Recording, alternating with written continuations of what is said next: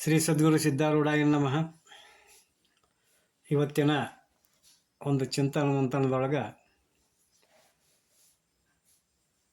ವಂದನೆ ಕಲಿಸಿ ಆನಂದಿದೆ ಅಂತಕ್ಕಂಥ ಒಂದು ಶರೀಫರ ಪದ್ಯವನ್ನು ನಾವು ನೀವೆಲ್ಲ ನೋಡೋಣಂತ.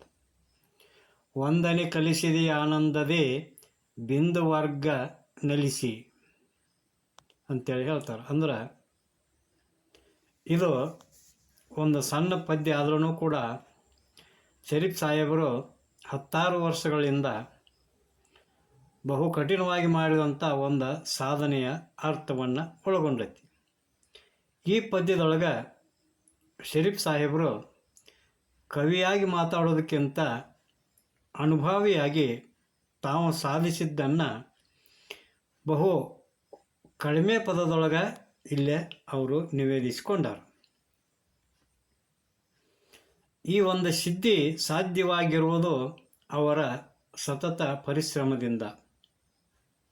ಆದರೂ ಅದನ್ನು ತಮ್ಮ ಮೇಲೆ ಹಾಕ್ಕೊಳ್ದನ ಇದು ತಮ್ಮ ಪ್ರಯತ್ನ ಅಂತೇಳಿ ಅಹಂಕಾರದಿಂದ ಬೀಗದನ ಆದ ಸಾಧಿಸಿದ ಸಿದ್ಧಿಯ ಎಲ್ಲ ಶ್ರೇಯಸ್ಸನ್ನು ಸದ್ಗುರುವಿನ ಒಂದು ಪಾದಕ್ಕೆ ಸಮರ್ಪಣೆ ಮಾಡ್ಯಾರ. ಅದಕ್ಕೆ ಅವ್ರು ಹೇಳ್ತಾರೆ ಇಲ್ಲೇ, ವಂದನೆ ಕಲಿಸಿದೆ ಆನಂದದೆ ಬಿಂದು ವರ್ಗವ ನಿಲ್ಲಿಸಿ ಅಂತ. ಅಂದ್ರೆ ಸಾಧಕನು ಮೊಟ್ಟ ಮೊದಲು ಕಲಿಬೇಕಾದಂಥ ಗುಣ ಯಾವುದು ಅಂತಂದ್ರೆ ಕಿಂಕರತೆ, ಅಂದ್ರೆ ಸೇವಾ ಮನೋಭಾವನೆ. ಅದಕ್ಕೆ ಬಸವಣ್ಣವ್ರು ಒಂದು ಕಡೆ ಹೇಳ್ತಾರೋ, ಕಂಡ ಭಕ್ತರಿಗೆ ಕೈ ಮುಗಿವಾತನೇ ಭಕ್ತ ಅಂತ. ಅಂದ್ರೆ ಭಕ್ತಿ, ಜ್ಞಾನ, ವೈರಾಗ್ಯ ಎಲ್ಲಿ ಇರ್ತೈತೋ ಅಲ್ಲಿ ತಲೆಭಾಗದವ ಎಂದಿಗೂ ಶಾಂತಿಯನ್ನು ಪಡೆಯೋದಕ್ಕೆ ಸಾಧ್ಯ ಇಲ್ಲ ಅಂತಕ್ಕಂಥದ್ದು ಒಂದು ಮೊದಲನೇ ಅರ್ಥ. ಆದ್ರೆ ಇನ್ನೊಂದು ಅರ್ಥ ಯಾವುದು ಅಂತಂದ್ರೆ, ಈ ವಂದನೆ ಕಲಿಸಿ ಅನ್ನೋದಕ್ಕೆ ಸಂಧ್ಯಾ ವಂದನೆ ಕಲಿಸಿ ಅಂತೂ ನಾವಿಲ್ಲೇ ತಿಳ್ಕೊಬೋದು. ಯಾಕಂದ್ರೆ ಗುರು ಗೋವಿಂದ ಭಟ್ರು ಶರೀಫರಿಗೆ ಜನಿವಾರವನ್ನು ಹಾಕಿ ಸಂಧ್ಯಾ ವಂದನೆಯ ಕ್ರಮವನ್ನು ತಿಳಿಸ್ಕೊಟ್ಟಂಥ ಒಂದು ವಿಷಯವನ್ನು ಇನ್ನೊಂದು ಪದ್ಯದೊಳಗೆ ಅವರ ಹಾಡಿಕೊಂಡು ಹೇಳ್ಯಾರ. ಈ ಒಂದು ಆಧ್ಯಾತ್ಮ ಸಿದ್ಧಿಗೆ ಗುರು ದೀಕ್ಷೆ ಪ್ರಥಮ ಸೋಪಾನ ಅಂತ ಹೇಳ್ತಾರೆ. ಅಂದ್ರೆ ಮೊದಲನೇ ಮೆಟ್ಲು ಯಾವುದಪ್ಪ ಅಂತಂದ್ರೆ ಗುರು ದೀಕ್ಷೆ. ಹಿಂಗೆ ದೀಕ್ಷೆಯನ್ನು ನೀಡಿ ಸಾಧನೆಯ ಮಾರ್ಗವನ್ನು ಹೇಳಿ ಅಧೋಮುಖವಾಗಿ ಹರಿಯುತ್ತಿದ್ದಂಥ ಶಕ್ತಿಯ ಸಾರವನ್ನು ವೈರಾಗ್ಯದ ಬಲದಿಂದ ನಿಲ್ಲಿಸುವಂಥದ್ದನ್ನು ಉಪದೇಶ ಮಾಡಿದರು. ಜೊತೆಗೆ ಶರೀಫ್ ಸಾಹೇಬರು ತಮ್ಮ ಸಾಧನೆಯ ಸ್ವಾನುಭಾವದಿಂದ ಇದನ್ನು ತಿಳ್ಕೊಂಡ್ರು ಅಂತೇಳಿ ಹೇಳ್ತಾರೆ. ಮುಂದಿನ ನುಡಿಯೊಳಗೆ, ಹೊಂದಿಸಿ ಯಮುನಾ ತೀರದೆ ಮಧ್ಯದಲ್ಲಿ ನಿತ್ತು ಎಂದೆಂದಿಗೂ ಯಮದಂದುಗವ ಕಳೆಯಂದು ಅಂತ ಹೇಳ್ತಾರೆ. ಅಂದ್ರೆ ಯಮುನಾ ತೀರ ಅಂತಂದ್ರೆ ಇಲ್ಲೇ ಬೃಕುಟಿ, ಅಂದ್ರೆ ಹಣೆಯ ಮಧ್ಯಭಾಗ. ಗಂಗಾ ಯಮುನಾ ಸರಸ್ವತಿಯರ ತ್ರಿವೇಣಿ ಸಂಗಮ ಅಂತೇಳಿ ಇದಕ್ಕೆ ಕರೀತಾರೆ. ಏನಪ್ಪ ಅಂತಂದ್ರೆ ಸೂರ್ಯನಾಡಿ ಆದಂಥ ಇಡ ಮತ್ತು ಚಂದ್ರನಾಡಿ ಆದಂಥ ಪಿಂಗಳ, ಮಧ್ಯನಾಡಿ ಆದಂಥ ಸುಷುಮ್ನ, ಈ 3 ನಾಡಿಗಳ ಕೂಡುವಂಥ ಸಂಗಮ ಸ್ಥಾನ ಯಾವುದು? ಈ ಒಂದು ಬೃಕುಟಿ, ಅಂದ್ರೆ 2 ಹುಬ್ಬಿನ ನಡುವೆ ಹಣೆಯ ಮಧ್ಯದೊಳಗೆ ಇರ್ತಕ್ಕಂಥ ಭಾಗ. ಆ ಒಂದು ಸ್ಥಾನಕ್ಕೆ ಅಧೋಮುಖವಾಗಿ ಹರಿಯುವಂಥ ಪ್ರಾಣಶಕ್ತಿಯನ್ನು, ಅಂದ್ರೆ ಅಧೋಮುಖ ಅಂದ್ರೆ ದುರ್ನಡತೆಯಿಂದ, ದುರ್ವಿಚಾರಗಳಿಂದ, ದುಷ್ಟಶಕ್ತಿ ಕಡೆಗೆ ಹರಿಯುವಂಥ ಒಂದು ಪ್ರಾಣಶಕ್ತಿಯನ್ನು ಊರ್ಧ್ವಮುಖಗೊಳಿಸಿ, ಅಂದ್ರೆ ಮೇಲ್ಮುಖವಾಗಿ ಸಾತ್ವಿಕ ಗುಣಗಳಿಗೆ ಒಳಪಡಿಸಿಕೊಂಡ ಒಂದೊಂದೇ ಚಕ್ರವನ್ನು ಜಾಗೃತಗೊಳಿಸುತ್ತಾ ಏರುತ್ತಾ ಬರುತ್ತಿರುವಾಗ ಹಣೆಯ ಮಧ್ಯದಲ್ಲಿರುವಂಥ ಈ ತ್ರಿವೇಣಿ ಸಂಗಮವನ್ನು ಮುಟ್ಟಿದಾಗ ಅವಾಗೇನಕ್ಕತಿ ಅಂತಂದ್ರೆ ಆ ಸಾಧಕನ ಸಾಧನೆ ಪರಿಪೂರ್ಣ ಆದಂಗೆ ಆಕ್ಕತಿ ಅಂತ ಹೇಳ್ತಾರೆ. ಮತ್ತು ಆ ಒಂದು ಪರಿಪೂರ್ಣತೆಯನ್ನು ಸಾಧಿಸಿದಾಗ ಅಂಥ ಸಾಧಕರಿಗೆ ಮೃತ್ಯುವಿನ ಭಯ ಇಲ್ಲ ಅಂಥೇಳಿ ಯಾವ ಶರೀಫ್ ಸಾಹೇಬರ ಗುರುಗಳಾದಂಥ ಗೋವಿಂದ ಭಟ್ರು ಉಪದೇಶ ಮಾಡ್ಯಾರು ಅಂತೇಳಿ ತಿಳ್ಕೊಂಡ ಸ್ವತಃ ಸದ್ಗುರು ಶರೀಫ್ ಸಾಹೇಬರು ಇದನ್ನು ಸಾಧಿಸ್ಯಾರ ಅಂತ ತಿಳ್ಕೊಂಡು ಹೇಳ್ತಾರೆ. ಇನ್ನು ಮುಂದಿನ ನುಡಿಯೊಳಗೆ ಶಿಶುನಾಳದೀಶನಲ್ಲಿ ಉನ್ಮಣಿಯಾಗಿ ಹಸನಾಗಿರುವುದು ವ್ಯಸನಕ್ಕೆ ವ್ಯಸನಹುದೇ ಕರ್ಮಸಾರನೆಲ್ಲ ಕಳೆಯೆಂದು ಮಂತ್ರದಿ ಅಂತ ಹೇಳ್ತಾರೆ. ಇದರ ಅರ್ಥ ಏನಪ್ಪ ಅಂತಂದ್ರೆ ಈ ಶರೀಫ್ ಸಾಹೇಬರ ಪ್ರಕಾರ ಅಥವಾ ಶರಣರ ಪ್ರಕಾರ ಮನಸ್ಸಿಗೆ 3 ಅವಸ್ಥೆಗಳದಾವು. ಅವು ಯಾವಪ್ಪ ಅಂತಂದ್ರೆ ಅಳಿಮಣ, ಘನಮಣ, ಉನ್ಮಣ.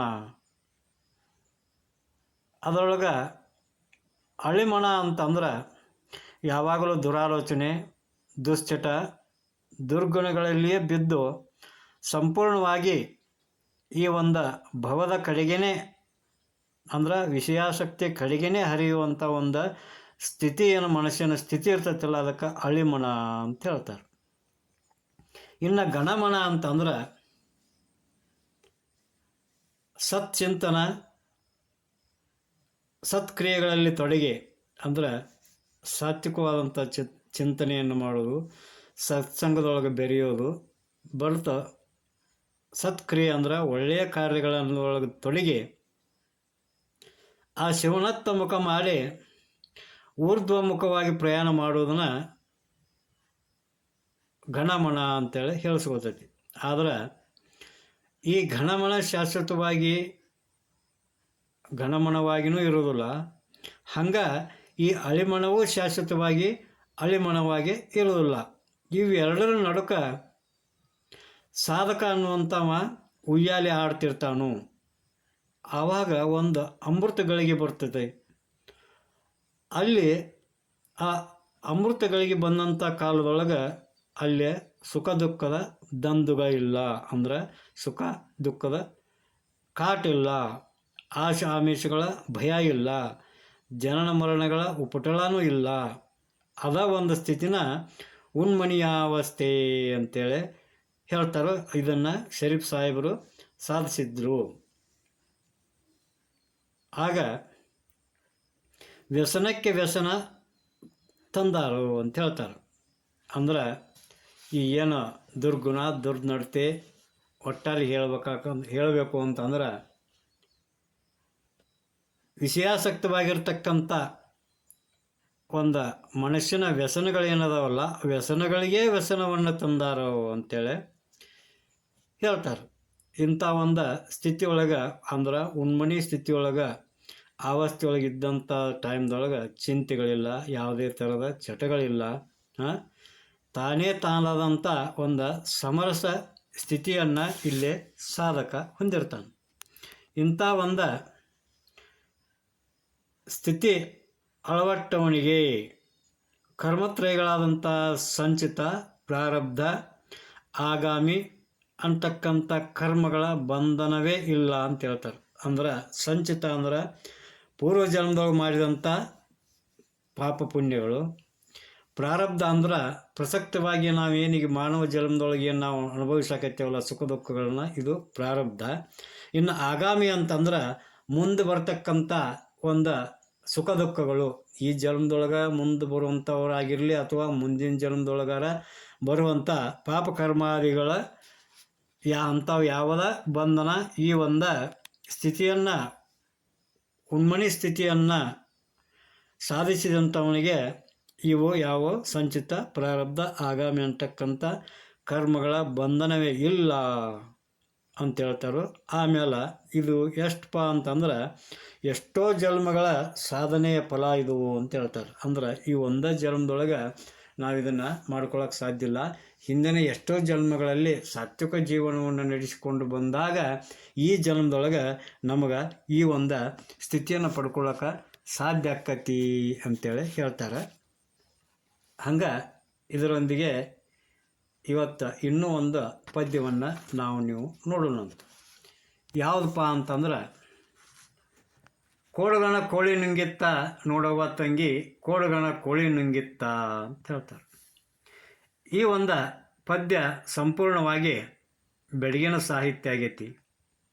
ಬಸವಣ್ಣನವರು, ಅಲ್ಲಮ ಪ್ರಭುಗಳು, ಮಹಾದೇವಿ ಅಕ್ಕನವರು ಆದಿಯಾಗಿ ಹೆಚ್ಚು ವಚನಕಾರರು ಇಂಥ ಒಂದು ಬೆಡಗಿನ ವಚನಗಳನ್ನು ಬರೆದಾರು.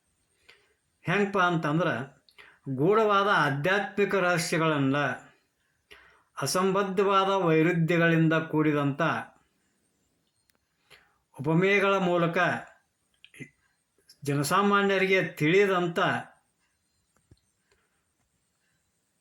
ಎದುರಿಗೆ ಓದಿದ ತಕ್ಷಣ ಏನೂ ಅರ್ಥವಾಗದಂಥ ಸ್ಥಿತಿಯೊಳಗೆ ತಿಳಿಯದಂತನ ಬರೆದಿಡುವಂಥ ಒಂದು ಪದ್ಧತಿ. ಇದನ್ನು ನಾವು ಅನೇಕ ರಹಸ್ಯದರ್ಶಿಗಳಲ್ಲಿ ನೋಡ್ಬೋದು. ಇಂಥ ಒಂದು ಪದ್ಯದೊಳಗೆ ಶರೀಫ್ ಸಾಹೇಬರು ಇಂಥ ಒಂದು ಬೆಳಗನ್ನು ಇಲ್ಲೇ ಚಿತ್ರಿಸ್ಯಾರ. ಆಮೇಲೆ ವಿಶೇಷವಾಗಿ ಏನು ಹೇಳೋದು ಅಂತಂದ್ರೆ, ಸುಗಮ ಸಂಗೀತ ಕಲಾವಿದರಾದಂಥ ಶ್ರೀ ಅಶ್ವಥ್ ಅವರು ಸಂಗೀತ ನಿರ್ದೇಶನ ಮಾಡಿ ಆ ಶಿವಮೊಗ್ಗ ಸುಬ್ಬಣ್ಣನವರ ಕಂಠದಿಂದ ಹಾಡಲ್ಪಟ್ಟಂಥ ಈ ಹಾಡು ಕರ್ನಾಟಕದ ಮನೆ ಮನೆಗಳಲ್ಲಿನ ತಲುಪಿ ಮನಸ್ಸುಗಳನ್ನು ಕುಣಿಸಿ ತಣಿಸೈತಿ ಅಂಥೇಳಿ ನಾವಿಲ್ಲಿ ಹೇಳಕ್ಕೆ ಅತಿ ಸಂತೋಷವನ್ನು ಪಡ್ತೀವಿ. ಈ ಪದ್ಯದೊಳಗೆ ಬರುವಂಥ ನುಂಗಿತ್ತು ಅಂತಕ್ಕಂಥ ಒಂದು ಶಬ್ದಕ್ಕೆ ವ್ಯಾಪಿಸುವುದು ಅಥವಾ ಆವರಿಸುವುದು ಇಲ್ಲ ಒಳಗೊಳ್ಳುವುದು ಅಂತೇಳಿ ಮುಂತಾದ ಅರ್ಥಗಳನ್ನು ನಾವು ಮಾಡಬಹುದು. ಇಲ್ಲೇ ಕೋಡುಗಣ ಕೋಳಿ ನುಂಗಿತ್ತ ಅಂತಂದ್ರೆ, ಕೋಳಿ ಪ್ರಣವದ ಸಂಕೇತ. ಕೋಡುಗ ಅಂದ್ರೆ ಇಲ್ಲೇ ಮಂಗ ಅಂತೇಳಿ ಅರ್ಥ. ಮಂಗಗ ಏನಂತಾರೋ ಕೋತಿನೋ ಅಂತಾರೋ, ಆಮ್ಯಾಗ ಸಿಂಗಳಿಕ ಅಂತಲೂ ಹೇಳ್ತಾರೋ, ಆಮ್ಯಾಗ ಕೋಡಗ ಅಂತಲೂ ಹೇಳ್ತಾರೆ. ಹಂಗೆ ಮನಸ್ಸಿನ ಒಂದು ಸಂಕೇತ ಯಾವುದು ಇಲ್ಲಿ ಅಂತಂದ್ರೆ ಕೋಡಗ. ಆಧ್ಯಾತ್ಮ ಸಾಧಕ ಕಠಿಣವಾದ ಸಾಧನೆ ಮಾಡುತ್ತಾ ಅವನ ಹೃದಯದೊಳಗೆ ಅವ್ಯಕ್ತವಾಗಿ ಅಡಗಿದ್ದಂಥ ಅನಾಹತನಾದವಾದ ಪ್ರಣವನಾದವು ಜಾಗೃತಗೊಂಡು ಚಂಚಲವಾದಂಥ ಆ ಕೋಡಗದಂಥ ಮನಸ್ಸನ್ನು ನುಂಗಿ ಹಾಕ್ತತಿ. ಈ ಒಂದು ಘಟನೆ ನಡೆಯುವ ಮುನ್ನ ಸಾಧಕನ ಸ್ಥಿತಿ ಹೆಂಗಿರ್ತೈತಿ ಅನ್ನೋದನ್ನು ಮುಂದಿನ ಒಂದು ಉಪಮೆಗಳ ಮೂಲಕ ಅವರು ಇಲ್ಲೇ ಚಿತ್ರಿಸ್ಯಾರ. ಹೆಂಗಪ್ಪ ಅಂತಂದ್ರೆ, ಆಡು ಆನೆ ನುಂಗಿ ಗೋಡೆ ಸುಣ್ಣವ ನುಂಗಿ ಆಡಲು ಬಂದ ಪಾತ್ರದವಳ ಮದ್ದಲಿ ನುಂಗಿತ್ತ ಅಂತ ಹೇಳ್ತಾರೆ. ಅಂದ್ರೆ ಆಡು ಅಂತಂದ್ರೆ ಇಲ್ಲೇ ಮೇಕೆ ಅಂತಂದ್ರೆ ಚಂಚಲತೆ ಮತ್ತು ಹಾಳು ಮಾಡುವಂಥ ಪ್ರವೃತ್ತಿಯ ಒಂದು ಸಂಕೇತ. ಆ ಗುಣ ಆನೆಯಂತಿರುವ ಸದ್ವಿವೇಕವನ್ನು ನುಂಗಿ ಹಾಕೈತಿ. ಆಮೇಲೆ ಗೋಡೆ ಸುಣ್ಣವ ನುಂಗಿ ಅಂತಂದ್ರೆ, ಗೋಡೆ ಒಂದು ಜಡತೆಯ ಸಂಕೇತ ಅಥವಾ ಆಲಸ್ಯದ ಸಂಕೇತ. ಸುಣ್ಣ ಪರಿಶುದ್ಧವಾದಂಥ ಆತ್ಮಜ್ಞಾನದ ಸಂಕೇತ. ಅಂದ್ರೆ ಆಲಸ್ಯ ಜಡತೆಯಿಂದ ಕೂಡಿದ ದೇಹ ಆತ್ಮಜ್ಞಾನ ಅಂತಕ್ಕಂಥ ಆ ಸುಣ್ಣದಿಂದ ಪ್ರಕಾಶಿಸಬೇಕಾಗಿತ್ತು. ಆದರೆ ಇಲ್ಲೇ ಸಂಪೂರ್ಣ ವಿರುದ್ಧವಾಗೈತಿ. ಈ ದೇಹವೇ ನಾ ಅಂತಕ್ಕಂಥ ಒಂದು ಅಜ್ಞಾನ ಏನೈತಿ, ಆ ಅಜ್ಞಾನ ಆತ್ಮಜ್ಞಾನವನ್ನು ಸಂಪೂರ್ಣವಾಗಿ ಅಡಗಿಸ್ಕೊಂಡು ಬಿಟ್ಟೈತಿ. ಈ ಜೀವಾತ್ಮ ಜಗತ್ತಿನೊಳಗೆ ಆಡಕ್ಕೆ ಬಂದಂಥ ಒಬ್ಬ ಪಾತ್ರಧಾರಿ ಅದಾನು. ಅವನು ತನ್ನ ಪಾತ್ರವನ್ನು ಮರೆತ ಮಾಯೆ ಅಂತಕ್ಕಂಥ ಮದ್ದಳೆಯ ಧ್ವನಿಗೆ ಸೋತು ತನ್ನ ನಿಜ ಸ್ವರೂಪವನ್ನು ಮರೆತು ಬಿಟ್ಟಾನು ಅಂತೇಳಿ ಹೇಳ್ತಾರೆ. ಹಂಗೆ ಮುಂದಿನ ಉಪಮೆಗಳನ್ನು ಹಿಂಗೆ ಅರ್ಥ ಮಾಡ್ಕೊಳ್ಬೇಕು ಅಂತ ಹೇಳ್ತಾ ಉಳಿದ ಪದ್ಯವನ್ನು ನಾಳಿನ ಒಂದು ಚಿಂತನ ಮಂತ್ರದೊಳಗೆ ನೋಡೋಣ ಅಂತ ಹೇಳ್ತಾ ಇವತ್ತಿನ ಪ್ರವಚನ ಕಾರ್ಯಕ್ರಮವನ್ನು ಮುಕ್ತಾಯಗೊಳಿಸ್ತೇನೆ. ಜೈ ಮಂಗಲಂ, ಜೈ ನಮಃ ಪಾರ್ವತಿ ಪತಿ ಶಿವ ಹರ ಹರ ಮಹಾದೇವ. ಶ್ರೀ ಸದ್ಗುರು ಸಿದ್ಧಾರೂಢಾಯ ನಮಃ. ಶ್ರೀಮನ್ ಮಹಾರಾಜ ನಿಜಗಣ ಯೋಗಿ ಮಹಾರಾಜ್ ಕಿ ಜೈ.